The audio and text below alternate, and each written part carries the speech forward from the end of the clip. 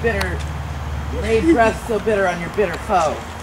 Now I but chide, but I should use thee worse, for thou, I fear, hast given me cause to curse. If thou hast slain Lysander in his sleep, being o'er shoes in blood, plunge in the deep, and kill me too? The sun was not so true unto the day, as he to me, would he have stolen away from sleeping Hermia?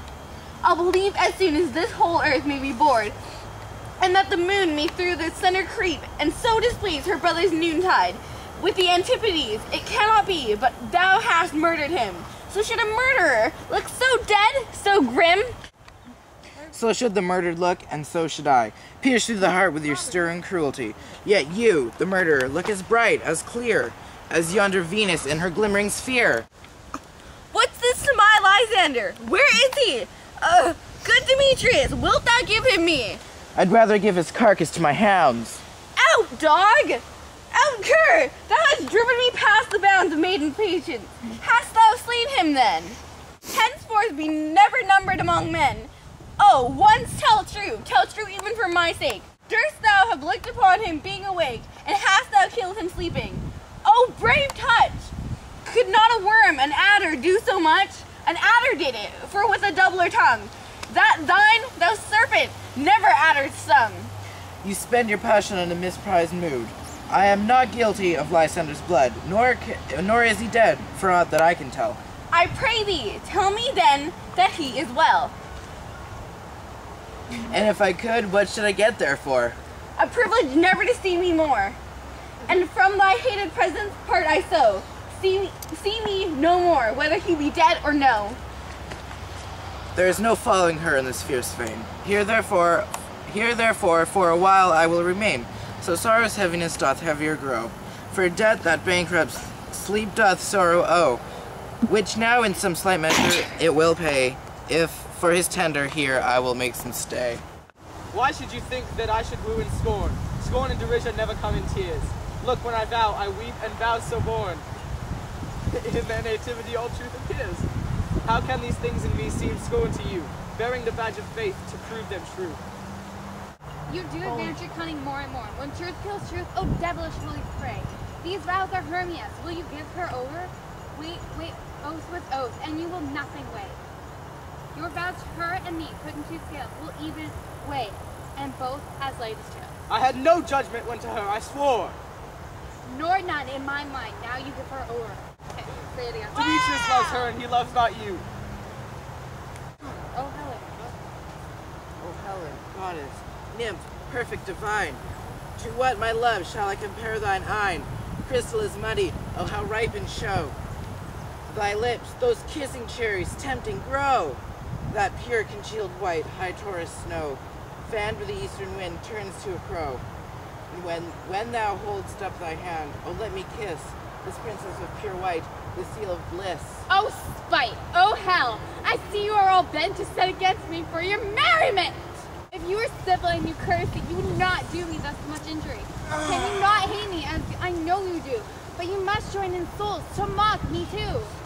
If you were men, as men you are in show, you would not use... If you were men, as men you are in show, you would not use a gentle lady so, to vow and swear and superpraise my parts, when I am sure you hate me with your heart. You both are rivals, and love Hermia, and now both rivals to mock Helena, a trim exploit, a manly enterprise, to conjure tears up in a poor maid's eyes. With your derision, none of noble story would so offend a virgin and extort a poor soul's patience, all to make you sport. You are unkind, Demetrius, be not so, for you love Hermia. For you love Hermia, this you know I know. And here with all goodwill, with all my heart, in Hermia's love I yield you up my part. And yours of Helena to me bequeath, whom I do love and will do till my death.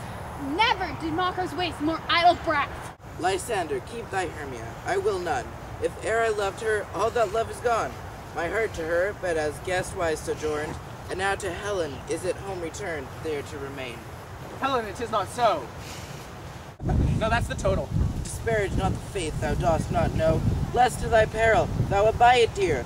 Look, where thy love comes, yonder is thy dear. Oh my God. Lysander! dark night that from the eye his function takes, the ear more quick of apprehension makes. Wherein it doth impair the seeing sense, it pays the hearing double recompense. Thou art not by mine eye, Lysander found. Mine ear, I thank it, brought me thy sound. But why, unkindly, didst thou leave me so? Why should he stay whom love doth press to go? What love could press Lysander from my side? Lysander's love that would not let him bide. Fair Helena, whose mooring gilds the night, than all yon fiery oaths and eyes of light. Why seekest thou me? Could not make thee know the hate I bear thee made me leave thee so. You speak not as you think. It cannot be. Lo, she is one of this confederacy. Now I perceive they have conjoined all three to fashion this false sport in spite of me. Injurious Hermia, most ungrateful maid, have you conspired? Have you with these contrived to bait me with this foul derision? Is all the counsel that we two have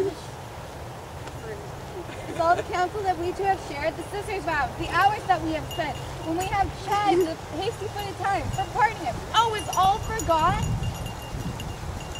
All school day friendship, childhood instant, we, Hermia, like two artificial gods, have with our needles created both one flower, both on one sampler, sing on one cushion, both warbling of one song, both in one key, as if our hands, our sighs, voices, and mind have been incorporated, so we grew together, like to a double cherry, seeming parted, and yet, in union in partition, two lovely berries molded on one stem, so with two seeming bodies, but one heart, two of the firs, like coats and heraldry, due but to one and crowned with one crest. And will you rend our ancient love asunder, to join with men and scorning your poor friend? It is not friendly, it is not maidenly. Our sex, as well as I, may chide you for it, though I alone do feel it. I am amazed at your passionate words. I scorn you not. It seems that you scorn me. Have you not sent Lysander, as is going, to follow me and praise my eyes and face, and made your other love, Demetrius, who even but now did spurn me with his foot, to call me goddess, nymph, divine, and rare, precious, celestial? Wherefore speaks he this to her he hates? And wherefore doth Lysander deny your love, so rich within his soul? And tender meat, forsooth, affection, but by your setting on, by your consent, what though I be not in grace as you, so hung upon with love, so fortunate, but miserable most to love unloved. This you should pity rather than despise. I understand not what you mean by this. I do, perceiver. Counterfeit sad looks make mouths upon me. When I turn my back, wink each at other. Hold the sweet jest up. This report, well carried, shall be chronicled. If you have any pity, grace, or manners, you would not make me such an argument. But fare ye well, 'tis partly my own fault, which death or absence soon shall bring. Stay gentle, Helena. Hear my excuse. My love, my life, my soul, fair Helena. Oh, excellent! Sweet, do not scorn her so. If she cannot entreat, I can compel. Thou canst compel no more than she can entreat. Thy threats have no more strength than her weak prayers. Helena, I love thee, by my life I do. I swear by that which I will lose for thee, to prove him false that says I love thee not. I say I love thee more than he can do. If thou say so, withdraw and prove it too. Shing! Quick, come! Lysander, where'd you tend all this? Away, you Ethiop! No, he'll seem to break loose. Take on as you would follow.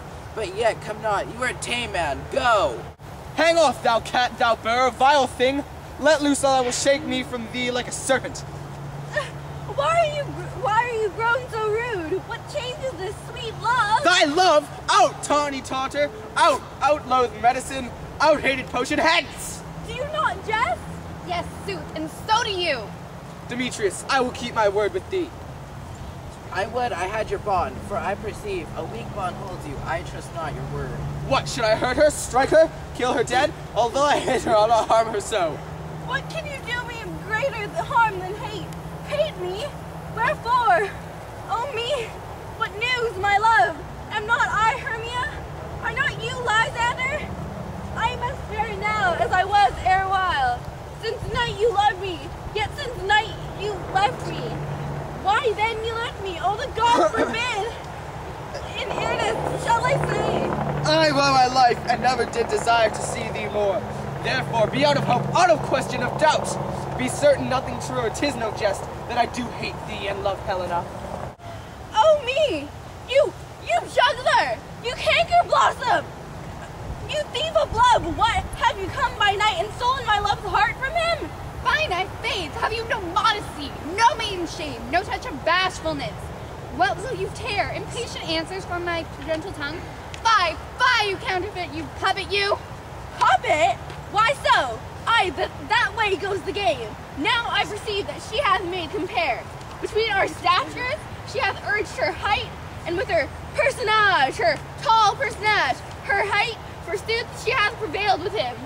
And are you grown so high in his esteem because I am so dwarfish and so low? But how low am I? Thou painted maple, speak! How low am I? I'm not yet so low, but that my nails can reach unto thine eyes. Ah! I pray you, though you mock me, gentlemen, let her not hurt me. I was never cursed. I have no gift at all in shrewdness. I am a right maid for my cowardice. Let her not strike me. You perhaps may think, because she is something lower than myself, that I can match her. Lower? Hark! Again! Good Hermia, do not be so bitter with me. I evermore did love you, Hermia.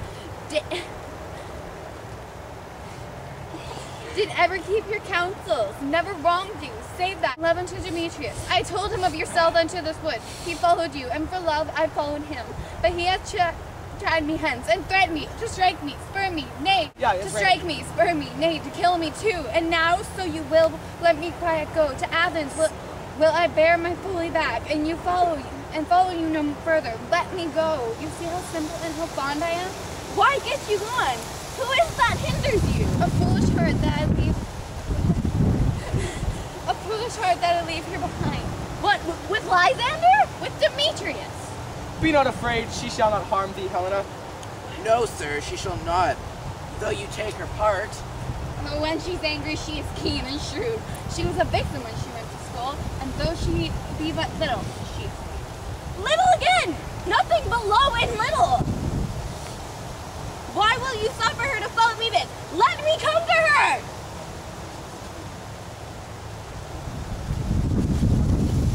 Yeah, Damn it. Why will you let her do this? Okay. Shit. No, it's like I'm blocking her. That's why. Okay. Why will you suffer her to float me thus? Let me come to her! Get gone, you dwarf, you minimus, you hindering not grass maid, you bead, you acorn. You are too officious. In her behalf that scorns your services, let her alone. Speak not of Helena.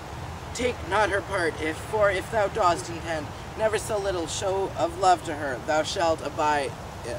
Now she holds me not. Now follow if thou darest, to try whose right of thine or mine is most in Helena. Follow, nay, I'll go with thee cheek by joy.